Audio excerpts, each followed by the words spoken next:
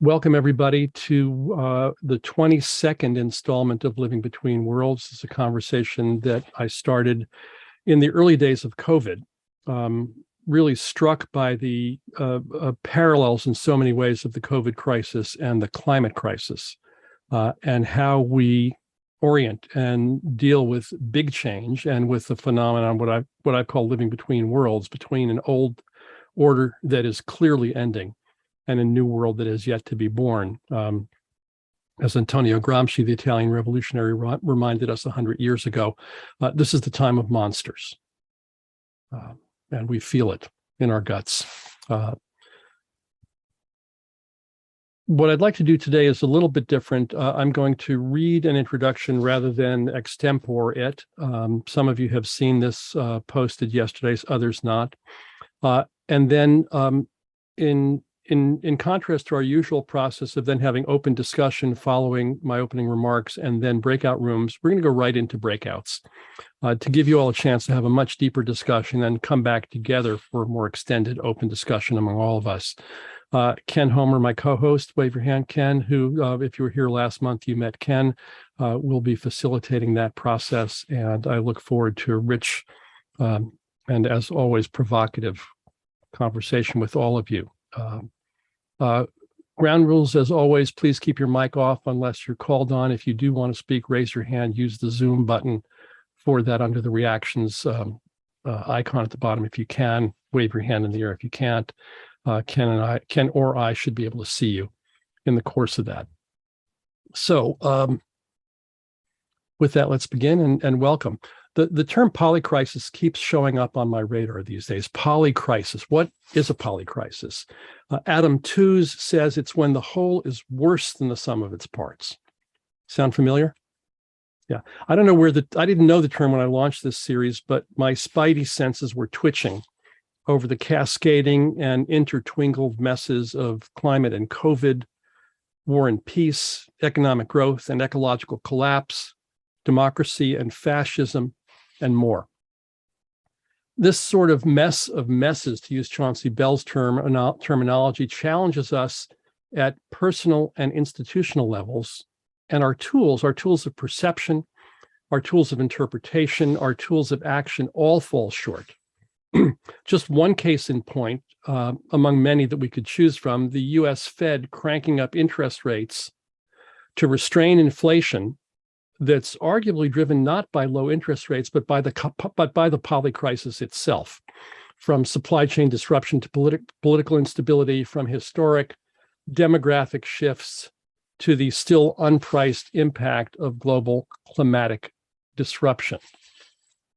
On the other hand, Peter Layden, in The Great Breakthrough, just published this week, sees huge transformative breakthroughs ahead in energy, biotech, and infotech and AI that puts him in a mood of great optimism, and not as just a wild-eyed dreamer. Peter is the guy who wrote The Long Boom, 1980 to 2020, that predicted a lot of what we have seen and taken for granted in these last 40 years. So how do we respond to, how do we lead, how do we live in the face of all this? For some, it's with overwhelm and despair and denial and avoidance. For some, it's with determination and ambition for good or ill. Both of these with a focus on what martial artists call soft eyes, a form of attention that doesn't exclude the peripheral and the contextual, and which has literally saved my life more than once. But I wonder, can soft eyes and a systems thinking approach or orientation prevail against determined and laser-focused adversaries? Can it prevail in a US political environment where some 70% of Democrats and 70% of Republicans each think the other side is beyond the pale and beyond redemption? And as I think into this, into what people often call problems, I note that a problem is always a declaration. It's a boundary. It's setting a boundary around a fragment in time of the flow of everything. It's an expression of context and care. And to me, part of our challenge is how do we navigate that flow? Fundamental questions in the midst of that. What do we care about? For the sake of what are we acting? What might be possible? Lovely expression I learned from Pam Anton, outgoing assistant city manager in Palo Alto when I came on board there. It's a great question in a stuck situation. What might be possible here? Not what's your opinion, not what's the position you want to defend, but what might be possible? How do we just really open our imaginations in this moment? So the question I want to hang in the air in this conversation is what might be possible and where might we look and listen for the poly opportunities in the poly crisis? So with that, Ken, let me turn it over to you as co-host. We're a little ahead of schedule, which is going to give us more room for conversation, one of our goals here. And Ken, guide us into the breakouts. Hello, everybody. For those of you who don't know me, my name is Ken Homer. I live right across the bay from Gil in San Rafael. And I've been coming to these calls for a while now. Last time, if you were here, we did something very similar where we went into breakout rooms. There'll be roughly 4 to 5 people per breakout room. And the idea here is you have a self-facilitated conversation. You'll have about 20 to 25 minutes per round. So make sure everybody has a chance to talk. If you notice somebody is speaking a lot, if you notice yourself speaking a lot, maybe you want to dial that back. And if you see someone who's not speaking up, encourage them to do so. This is, you're basically having a conversation around a cafe table, just as you've done at family gatherings and with friends. You're just some friends talking about a question. We have a couple of questions we're going to actually seed the conversations with. If that question speaks to you, by all means, go ahead and dive into it. If you have a better one, don't hesitate to suggest it. I'm going to open the breakout rooms in a second. Let me put the question into the chat here for round one. And Ken, while you're doing that, let me just add one suggestion for you. I'd like to invite you to try for a different kind of conversation than perhaps is common. I invite you not to stake out a position, and not to debate a position, and not to try to prove yourself right or anybody wrong or convince people to over to your side, but have something that's a more open and exploratory and learning together conversation. You may find that this is a little strange and not habitual, but try it on and see what happens. I also spent a decade of my life with the founders of the World Cafe developing that process. And one of the things we talked about was listening into the middle. If there's one voice, as you listen to your fellows speaking, if there was one voice here that everybody is blending together into, what would that voice be? What are you hearing that's emerging from the center of your conversation? So that's another way to kind of approach this. Okay, any questions before we go to the breakout rooms? All right, so I'm going to open the breakout rooms. The question for round one is now in the chat. It's what aspects of the polycrisis most affect you personally? Sorry, David, are you able to hear me better now? Somebody's telling me my audio is breaking up. I hear you okay. Okay. So I'm going to give us, since we're a little ahead of schedule, we have 25 minutes for this round. So we'll see you back here in about 25 minutes. Gil, I did not assign you a breakout room. You're free to join whichever one you want. Good deal. Here we go, folks. We'll see you soon.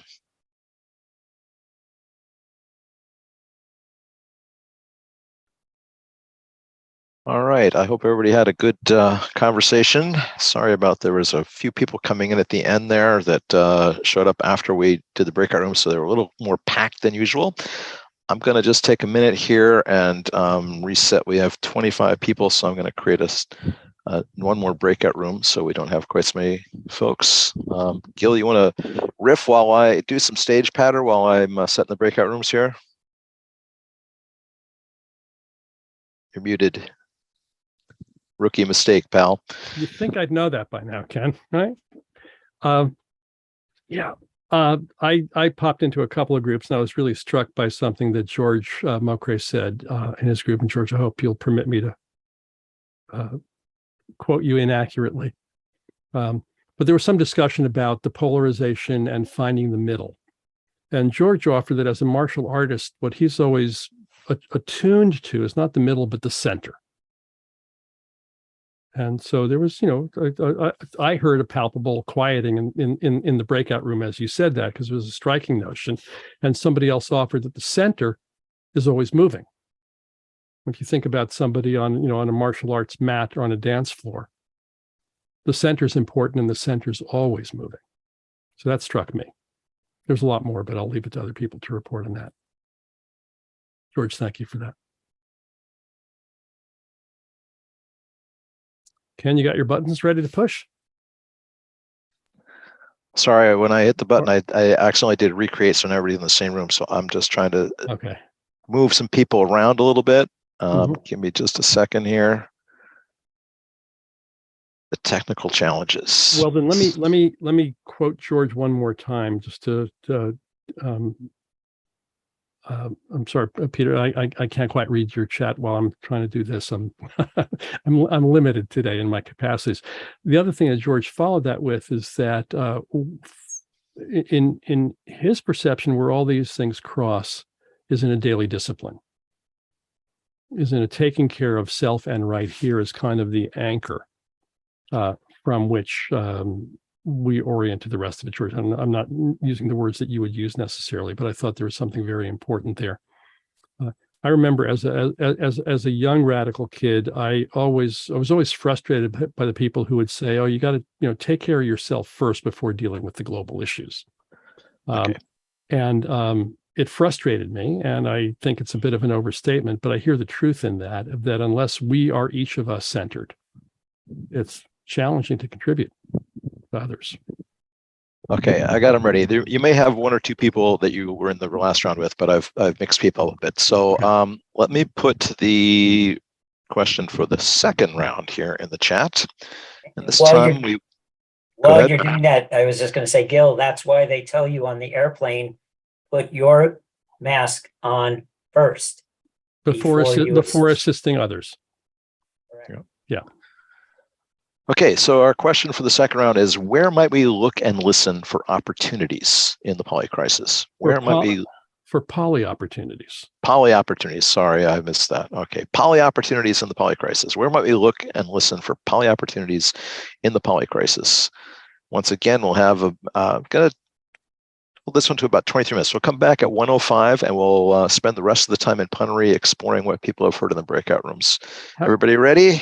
How would you even recognize a poly opportunity if you stumbled on one? Off we go. Okay, here we go.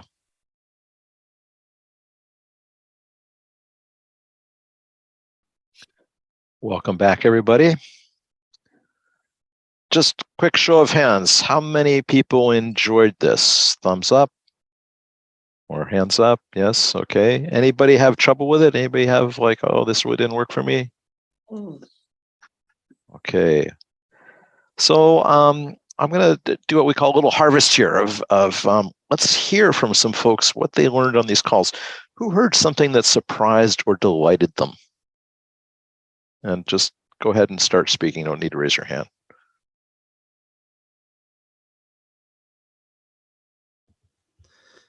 Well, we had a fascinating discussion around the kind of the information age, art, and kind of art and the role that has to play in inspiring action, and allowing people to kind of begin to challenge some of the mental models that we've internalized from social conditioning, and kind of particularly the idea around like whether that many people hold that neoliberal capitalism is the only way things can be. And particularly what it means to look to indigenous thinking and other systems that have existed before capitalism, and to learn from them, and to begin to, and the kind of the knock-on impacts that can have, is as far as beginning to break down some of those notions of what can be. Yeah, Mitch, please jump in. Well, and the other thing that we were talking about in that conversation was the fact that those are not binary choices. Yeah. You don't have to say neoliberalism is all bad or whatever. It's that, what do you take that's good from one and merge it and meld it with another through an experiential event like an art installation? Yeah, and the idea of bringing together diverse groups from diverse backgrounds who maybe are deeply tuned to certain facets of the system, and then bring those different facets together and to cross-pollinate and to begin to inspire each other and to think differently. And kind of we started a bit talking about how we've got some of these hyper-focused academic journals and things that are kind of very focused, but if we can start to cross-pollinate and bring those different thinking and focuses together, all of a sudden, then we get poly-solutions to the polycrisis, because then we're thinking about things that, oh, well, I know this, and I know it's going to impact this, and I'm talking to you, and then you see how it's going to have a knock-on effect here, and then someone else sees a knock-on effect there, and all of a sudden, we've got a possibility, particularly if we can implement it at the local level and not have to wait for government to get on board. Thank you. I really love that. I've been having a lot of conversation really about the role of imagination. When we're up against all the doomism, it's really hard to think your way out of doomism. And when we start to engage imagination, and art is one of the best ways to stimulate human imagination. So I really appreciate your contributing that.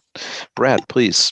Yeah, I was surprised and delighted by the overwhelming number of people who spoke about personal initiative, local versus global, like maybe haven't given up on, but like there's no big, giant, grand solution that's going to come along and fix it all.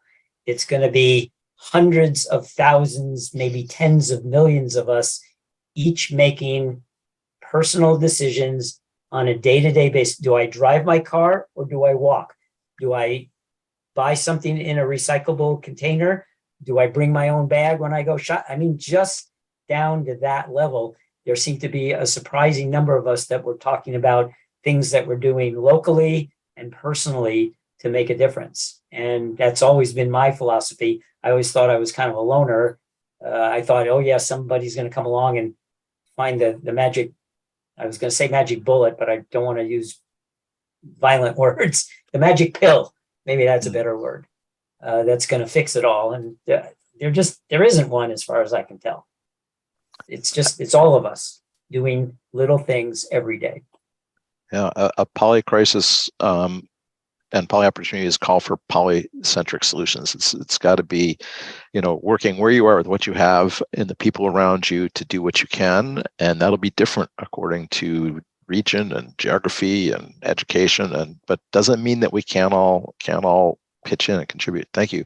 Who else heard something that's been, skill? You're muted. All right, Brad, I need that. Somebody should fire me and hire someone who knows what they're doing here. Sometimes the polycentric actions like Brad is talking about somehow aggregate into big system changes. The climate bill that we just established in this country is a result of lots and lots and lots of grassroots over many years that resulted in policy development and people in government and think tanks thinking things through and companies innovating and folks voting and folks lobbying and voting and lobbying. And your theme here. From that Peter Layden article that I mentioned at the top, Peter said, here's the thing about tipping points. When they happen fast. One day the world works one way, like it always has. And then the next day it works in a very different way. You can't predict when that's going to happen. You can barely see it coming, but we know that happens. And so the what each of us do wherever we are with what we have, with what we care about is part of what contributes to that. Thanks for that, Brad. Thanks, Gil. Who else would like to share with us what they heard that surprised or delighted them or caught their attention? Or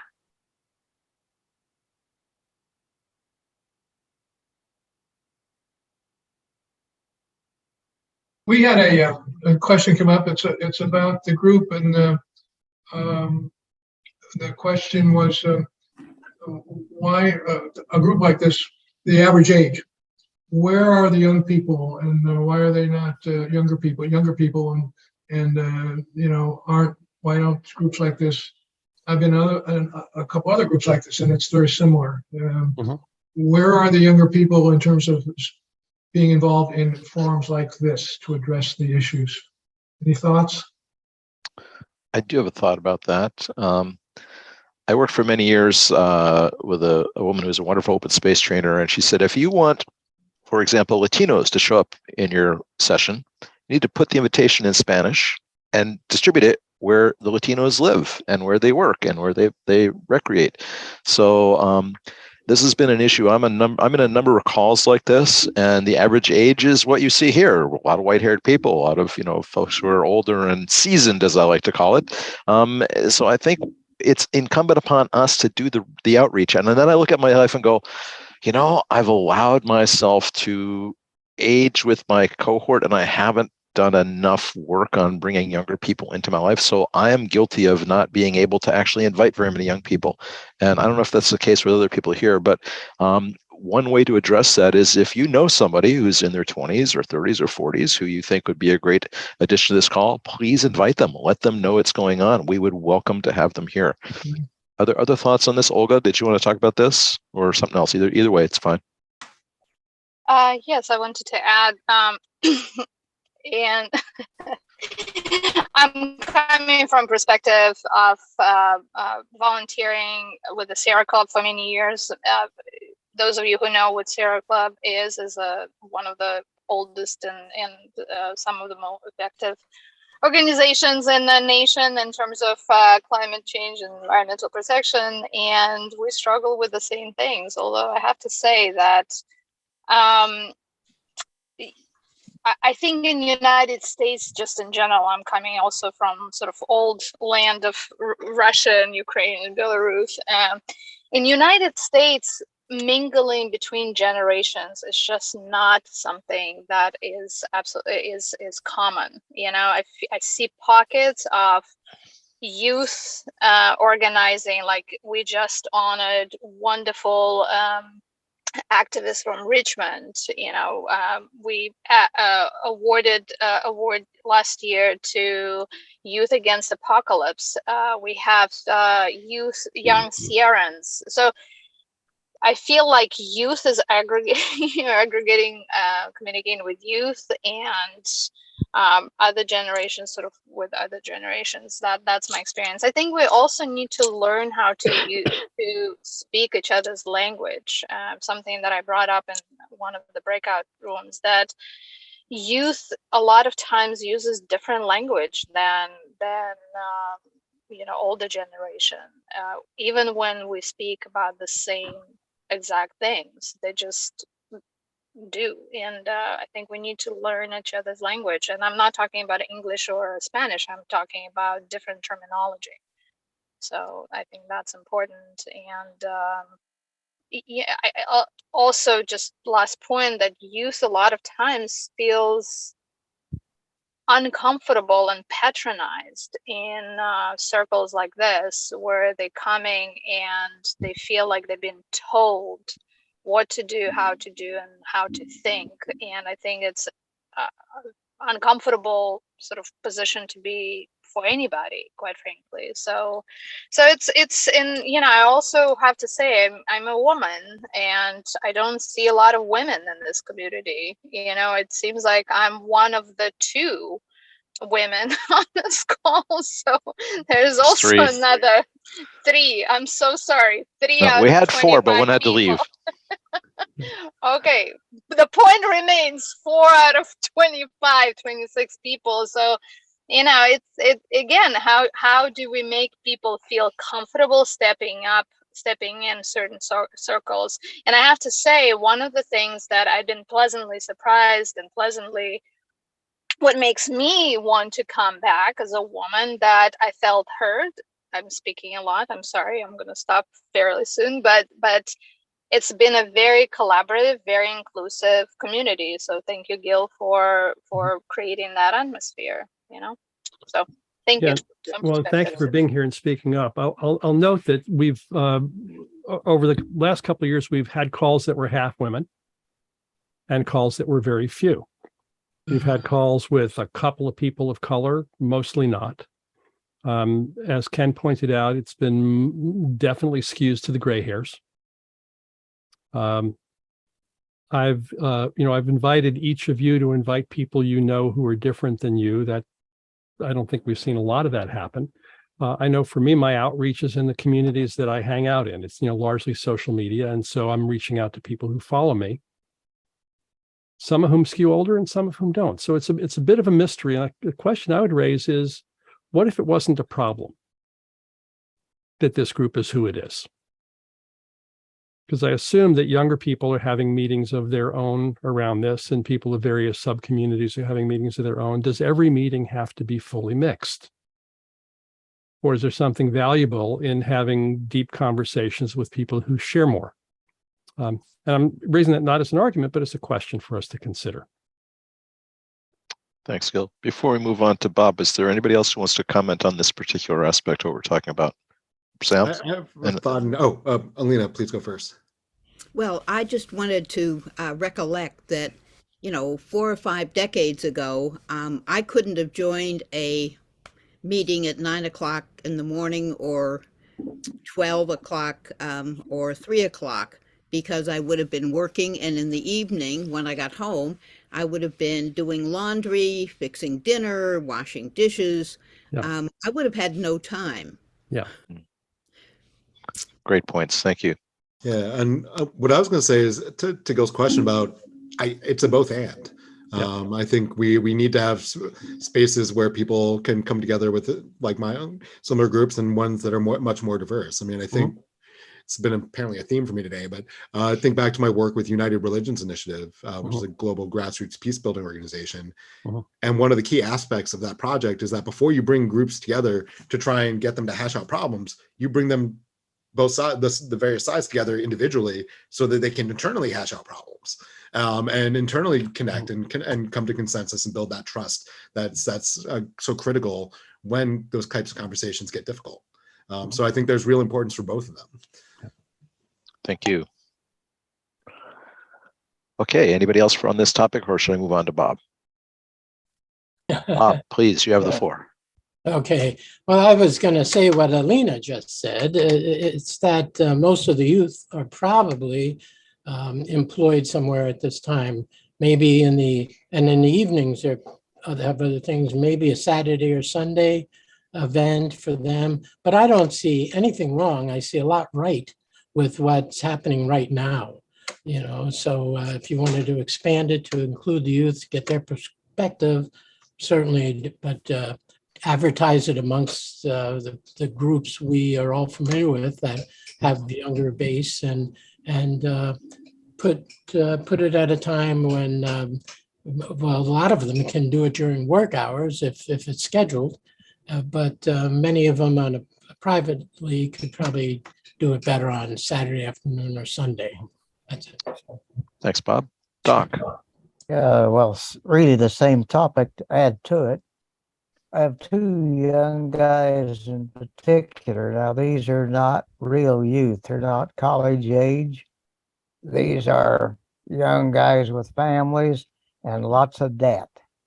And they can't disengage from it. Well, they got to think about their next gig. Their life is filled without having these kinds of conversations, and they may be frustrated and they may be concerned. But it brings up the other issue. How do you get people to disengage from this monster that we're hooked to, and particularly that they're hooked to? Different kind of thinking, and it may take some of that kind of collapse for them to disengage. Thanks, Doc.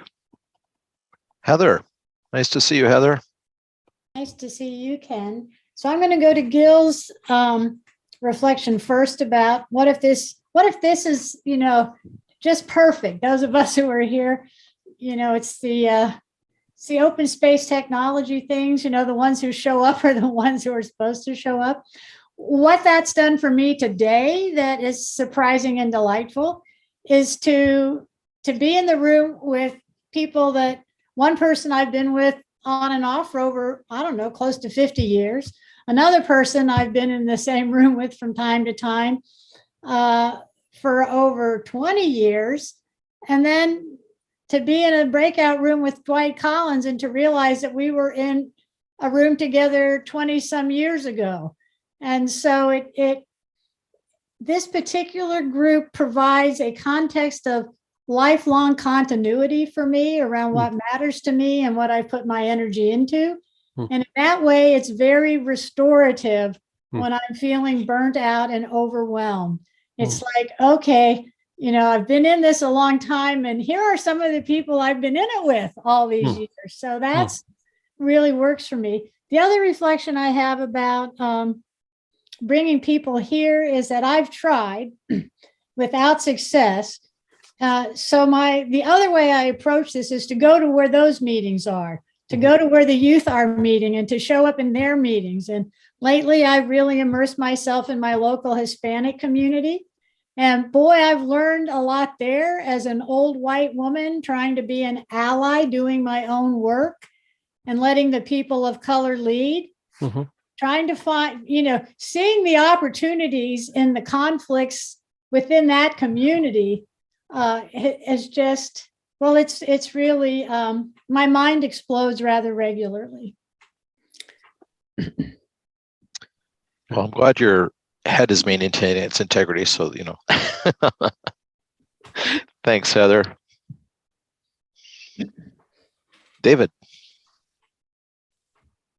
Yeah, out of some of the comments, I just come up with a few words. One is the language that Olga talked about. I've been working for the last couple of years on ocean-related things, sustainability subjects, and I'm finding that when I discuss ocean stuff, I really get good response just up and down the line, where in the past I might have talked about solar or wind power, some of the other things that the majority of people, no matter how some think they understand it or know about it, and their friends have solar panels, that sort of thing. But when you talk about something that everybody thinks about in a good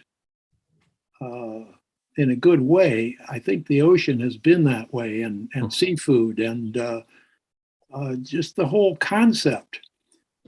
Because there again, over the years, I've talked to people about lots of sustainability kinds of subjects, and I come up with the ocean that everybody seems to understand. So there again, kind of finding some language that that everybody kind of sees. I don't know. It's easier to communicate with, I guess. Thank you, David. Gil, we've got about 5 minutes left, so I'll turn it back to you for any points you want to make wrapping up. And I just want to thank everybody for your participation today. It's really a pleasure to see folks diving in so deep. It has been, and it's been a pleasure to be in a couple of the breakout rooms. I intentionally mostly listened there because I have this platform to take up a lot of time, and I wanted to hear from you and give room for you. And I've really appreciated what I've heard from you, both the words and the depth that you've conveyed. Let me start with this discussion we've just been having about the diversity in this group. I suspect that a lot of us spend most of our lives with people very much like us, like ourselves, whatever that is. I mean, we're broad brushing this whole group, but there's a different mix of ages and experience and work focuses here. But I suspect also that a lot of us spend a lot of time with people who are different than ourselves. Younger, older, different politics, different work processes, different jobs. Some of those are in depth and some of those are not. Some of us, chat with cashiers at grocery stores when there are cashiers in grocery stores. And some of us don't do that. Some of us are in civic organizations or faith organizations or community organizations and interact with a lot of different people of different sorts, and some of us don't. Hopefully all of us bring all of ourselves to whatever those interactions are. So, even if there's a narrow spectrum of diversity in this conversation, I know that each of you is affected by every other conversation you've been in. You're bringing that to this one. And hopefully you're bringing this one to the other ones that you're involved in. And so it's another way that we interact across our narrower identities. And I think it's a good thing. More diverse in individual meetings is another great thing. I've been, when it happens, I'm deeply enriched by it. But again, I don't know if that has to happen in every meeting we participate in.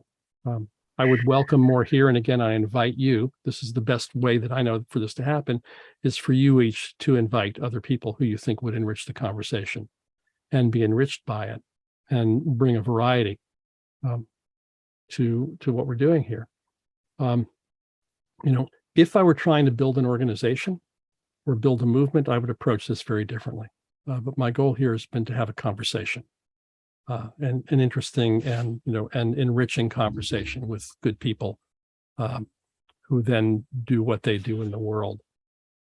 So I don't know if any of you found ways of looking or listening for poly opportunities in the poly crisis. We'll let that stone just cast its ripples in the pond going out from here. But let me finish with an observation that I came across this morning from Pema Chodron. Some of you know her, Buddhist teacher of some note and eloquence. And Pema Chodron said, the trick is to keep exploring and not bail out, even when we find that something is not what we thought. That's what we're going to discover again and again and again. Nothing is what we thought. Things are always in transition if we could only realize it. Sticking with that uncertainty, getting the knack of relaxing in the midst of chaos, learning not to panic. This is the spiritual path. So I found that very fitting guidance for how do we live with dignity and grace and power between worlds. So thank you all for being here. We'll see you next time, same, third Wednesday of every month at noon Pacific time. Bring your friends. I welcome your comments as always. Feel free to write to me or reach out to me in other ways. We also welcome your suggestions of where to focus or how to focus in future conversations to make this a richer experience for all of us. So thank you all for coming. Thank you all for what you're doing in the world and for being you. We'll see you next time. Take good care.